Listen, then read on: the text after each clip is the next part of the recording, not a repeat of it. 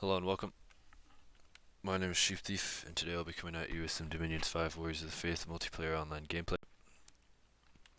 It's early summer in year 4, and I'm playing Hinnom. We'll start as usual with the war. So there was a battle in Jom where we killed some PD. Just got one kill. Wonder what that was.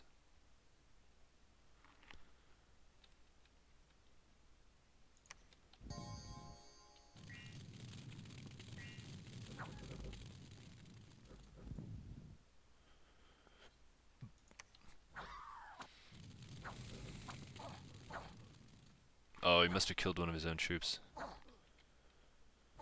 Interesting. Alright. Next, our force on top of Helheim got chased away. Or no, this is they retook a province with, I think, the remainder of their stack of Hellhoodings. This is just PD on my part. We're defeated. And then our sieging force got pushed off. It was just a melqart and a shaman, and our melqart has a number of afflictions that reduce his morale, so I imagine they routed.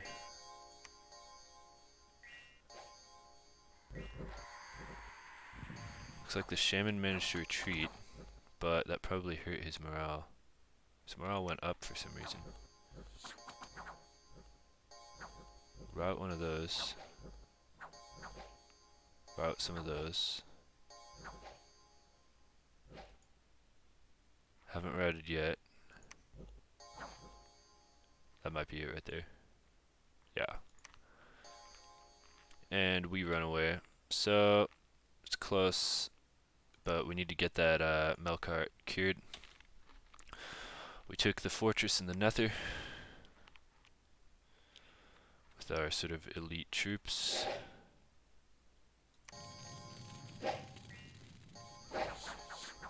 The Rephaim come through.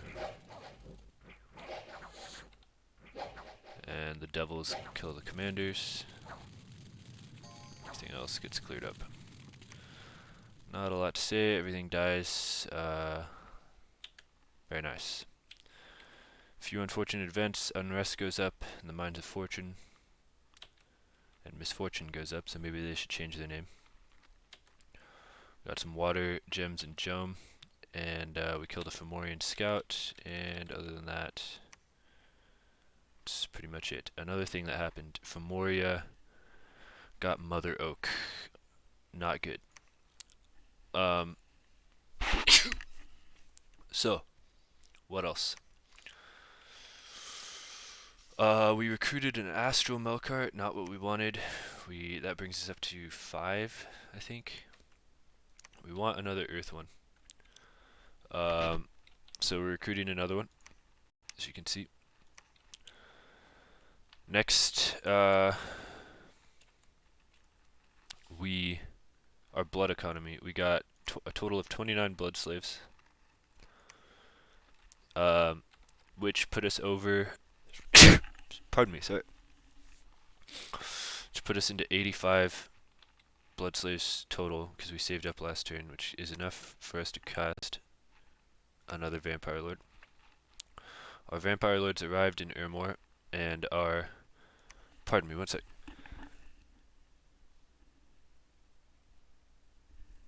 Okay, I guess I don't have to sneeze. We have a full stack of imps patrolling. Hopefully that will be enough.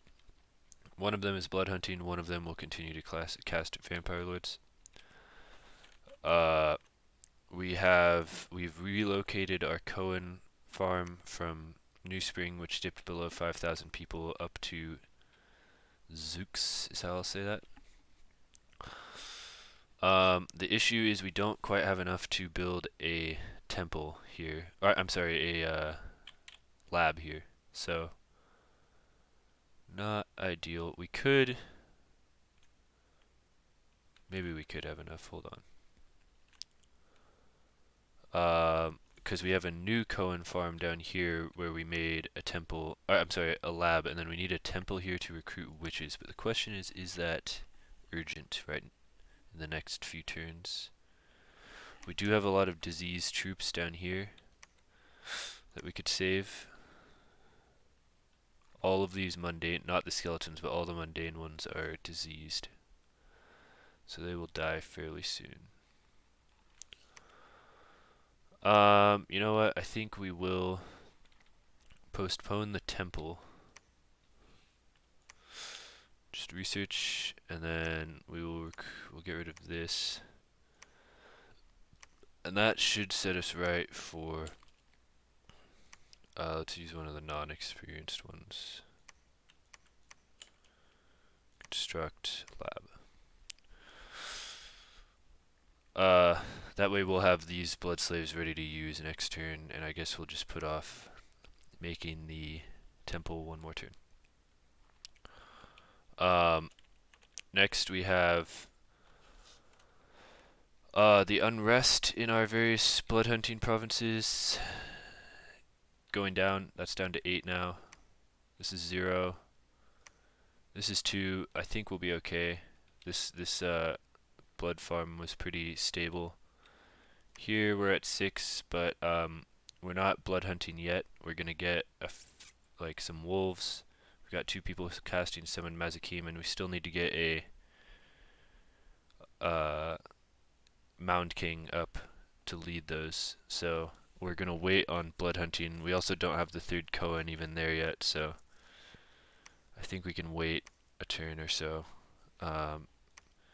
And then we're also moving this Aka over to continue to summon imps. As for our blood usage this turn, once again we're spending 77 on a Vampire Lord, and then we're getting Sanguine Dousing Rods, and Fiends of Darkness, and a Devil.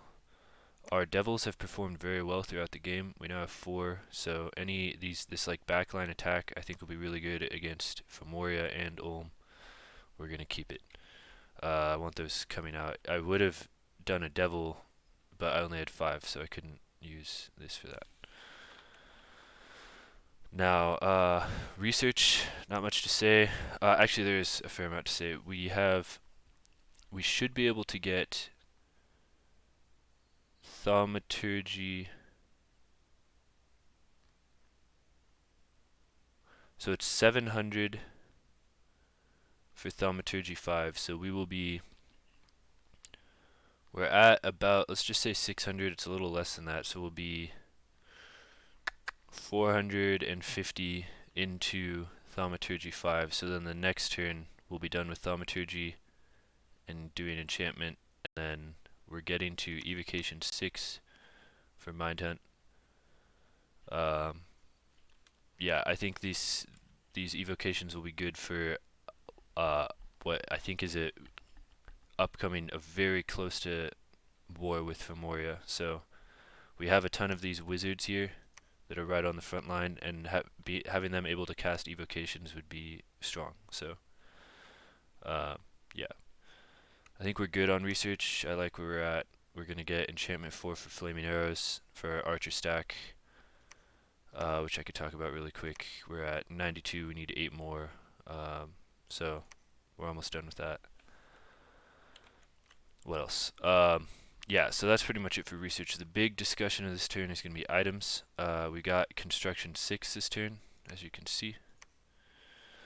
And there are a bunch of things we need to talk about. So first, easy lightless lanterns with a dwarven hammer, 3 fire gems for 12 research. Very strong. These will go on witches who will be researching. So yeah, we're also going to continue to get wizards out because these are all good. Also, other things, we are going to make 1 or 2 firebrands. I don't think they're going to be super useful against Fomoria.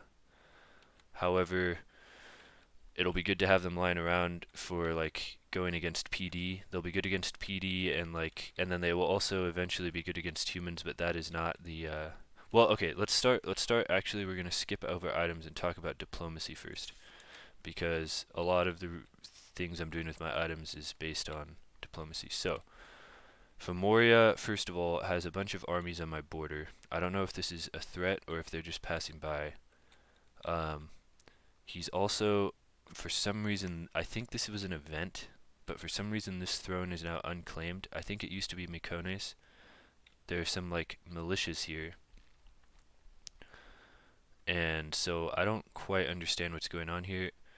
But I'm sending a message to Mekone saying you have to take back the unholy hamlet, Province 160, and protect that throne with your life. Fomoria is going for the win. What is your current situation? Do you have any info on what Fomoria is doing? Keep in touch and good luck. The Giants of Hinnom. Um, if Fomoria gets his hands on this, that's really bad. He will be at... Okay, so one of these is unclaimed, but he has 1, 2 openly, and then I think he has these 3 as well. So there's one that's unclaimed. So he has 1, 2, 3, 4, 5 thrones. If he gets this one, that's 6. If he gets, and I see him now, the other development is that he's moving into Niefelheim now. So he's going for this throne, which is not ideal. So that's 7. And then he would just need one more, which I'm sure there's one he can easily take. So this is bad, and we are now in high alert mode. Now, continuing with diplomacy, there's basically this question. Next turn, we will hear from Ulm about whether or not he wants to attack Fomoria right now. He said that he's willing to, but he wants to finish up this war with Marverni. I think it's advantageous for me to tell him we need to attack now. He's going for Neefel and Mekone's thrones. You should attack as soon as possible. Any distraction is good. We may have a few turns before he's able to claim all the thrones. Keep me informed. I want to like spread panic about Fomoria. If he sort of abandons this war and leaves Marverni alone, that's good, because that will like keep Ulm from getting too big. I don't know if he'll do that. We'll see. Yeah. If I can get everyone to attack Fomoria, that's good. And then the question basically for me is, should I end my NAP now or wait for people to attack? After thinking about it, I'm definitely not going to end it this turn. I might end it next turn depending on what Ulm says, because we'll get a message from him regarding our last message next turn. So, it's very dicey, very close. I may end my NAP next turn. Actually, going over this just now in this video, I'm a little less worried. It seems like he has 5 thrones. So he needs 3 more. It's just that 3 are in his grasp, but I don't think he's going to win in the next, like, 2 or 3 turns or something. I think it'll take a little longer than that. Unless he has, like, bishop fish with, flying or something. I don't know. He could do that. It wouldn't be outside of his capability, but that would be, if he has that, that's bad. I think we are at the very least 10 to 12 turns away from him winning, so we need to be ready to go. Yeah, so with that in mind, we are preparing our items for dealing with lightning, because that's his main cross path. Horde of skeletons, which he seems to spam a lot. Cloud trapezing druids, which is what we have mind hunt for, but our astral melqarts could be good at dealing with that as well. And then also sacred giants. So again, sacred giants, lightning, horde of skeletons, and cloud trapeze are his main tactics. So we have one solution for cloud trapezing. We have the if he teleports in right now, we could just counter teleport on the druids. So they would take a province, then we'd kill the druids with our own teleport. So he teleports in, we see where they are, or he cloud trapezes in, does a like air elemental dump or something, or whatever he does.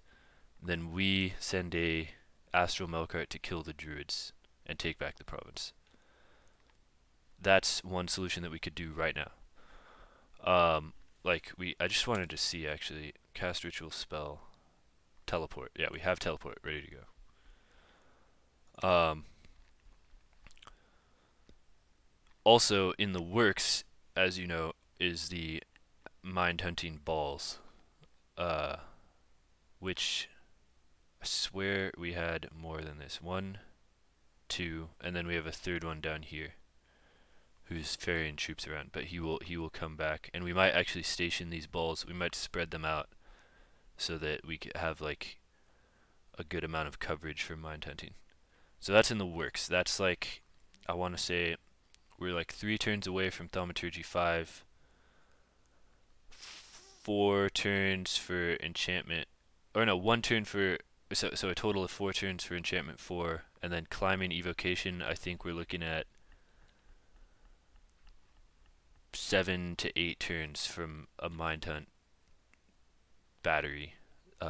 So I think if we start a war soon, we won't have that right away, but we will get that, and it'll be pretty good.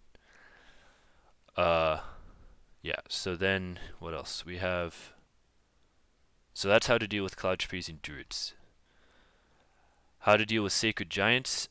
We have so many astral melqarts. A lot of this is going to focus on teleporting. We will have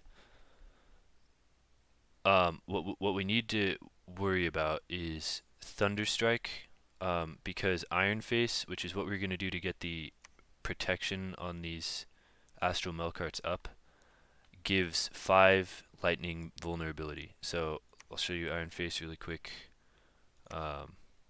Actually, I'll just we'll go here. Iron Face. So we have Iron Face gives you Iron Skin, which gives you 5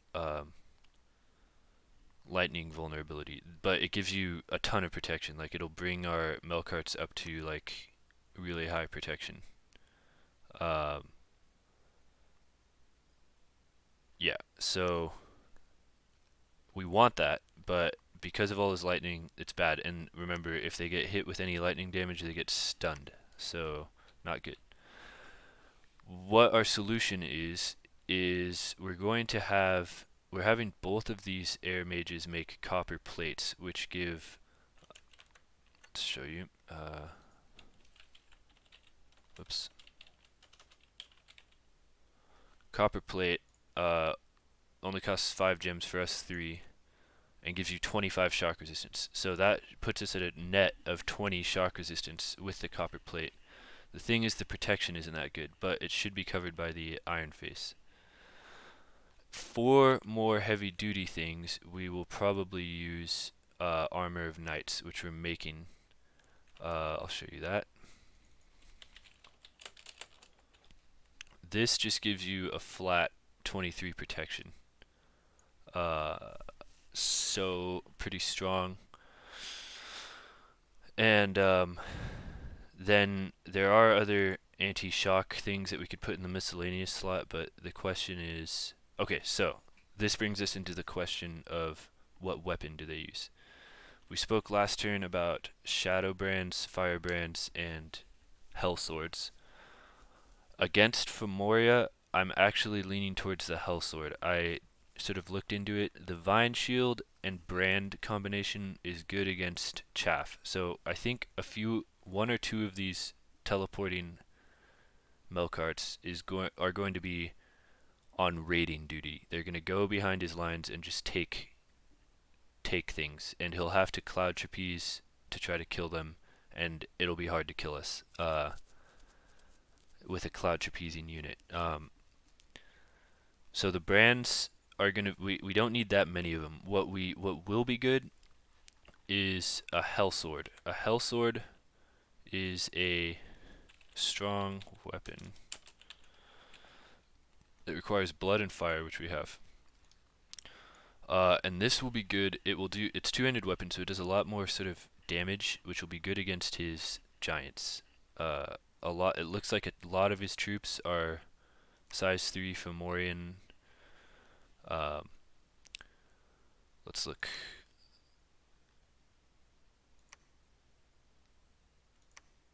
A lot of these, which have 30 health, we should be able to one-hit these with the Hell Sword.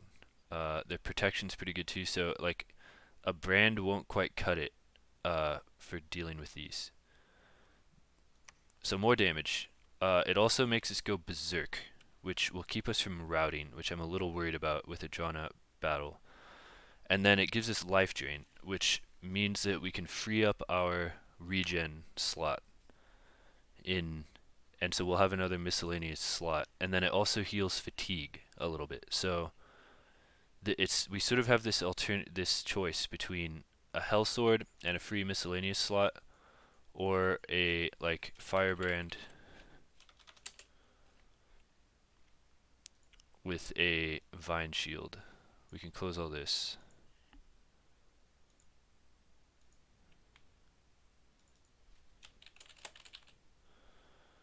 So this is what we have been doing because it's good against, like this we will do against Ulm or any human forces, and it was good against Urmor. It's good against Helheim. It'll be good against Ulm and Marverni if he's still in the game, but it won't be as good against Fomoria, and if we have to fight Mekonian, it won't be very good against Mekonian either. The Hellsword will be good against Mekonian, and then that opens up on our Astral Melqarts. It opens up our one of these slots. So the Ring of Regen is good. There's no regen with the Firebrand Vine Shield thing, so we have to put a Ring of Regen on them. With the Hellsword, there's Lifesteal, so you don't need the Ring of Regen, so we can open that up for a bunch of a number of different items that would be useful to put into that miscellaneous slot. So that's sort of our current item situation, a little drawn out. Other than that, we're just making sanguine dousing rods for the blood economy, but yeah, so, and then I think I'm making another Dwarven hammer somewhere, I think here. Yeah, we need a few more Dwarven hammers. I'm already seeing my earth gems start to go down from just this turn, but this is, I think, will be good. With the copper iron face thing should put us in the positive. If they thunder strike it, it'll probably do some damage and stun it, but they can only do, hopefully it'll negate 20 of that damage, which should be the bulk of it. Well, let's look it up. Research, evocation, thunder strike is level 4, 26 damage. So we should take 5 damage from it, which we can deal with. We can deal with that for sure. These are melqarts after all.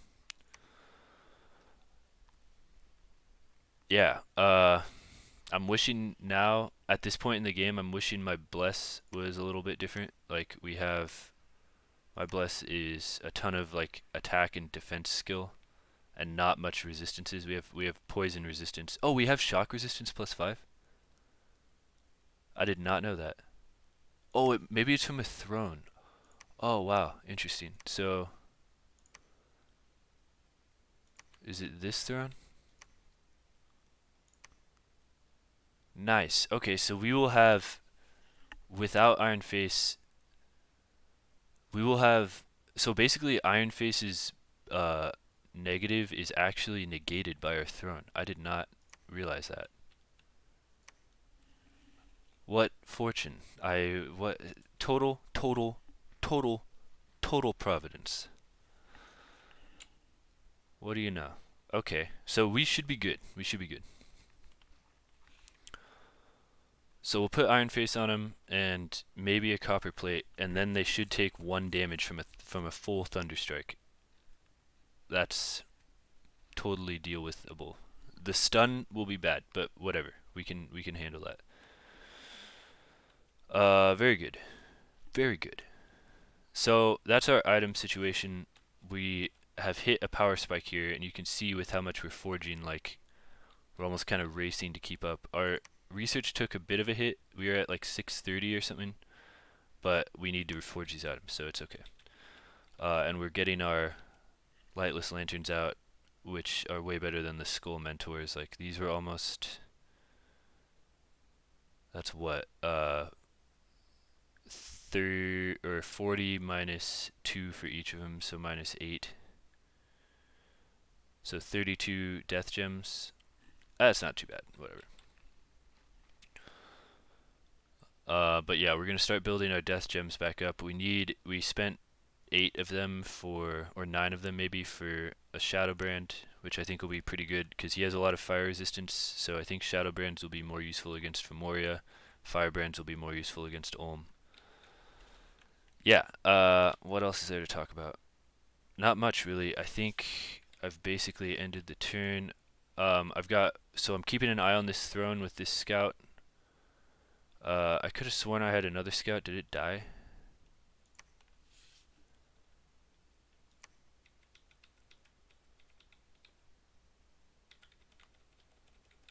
Or is it on the move? Oh yeah, here it is. So this scout is hightailing it here to make sure that Fomoria isn't getting that, although he almost certainly is. We're just keeping an eye on thrones, basically, with our scouts. I actually, before we start going to war, and hopefully our blood income starts to improve, we will start pumping out shadow imps, which are good scouts that we're gonna flood his whole area with shadow imps just so we can see what he's up to. Probably get like maybe 2 of them per turn. Maybe we'll have a Cohen do it or something. Just get shadow imps all in his territory so we can see what he's doing, get an idea of what's going on. We could also put a few in Ulm's territory because I actually am not quite sure how big his empire is at this point. Yeah, that's pretty much where we're at. We're kind of waiting for next turn. That's what we'll get big news from Ulm. Our blood economy is almost there.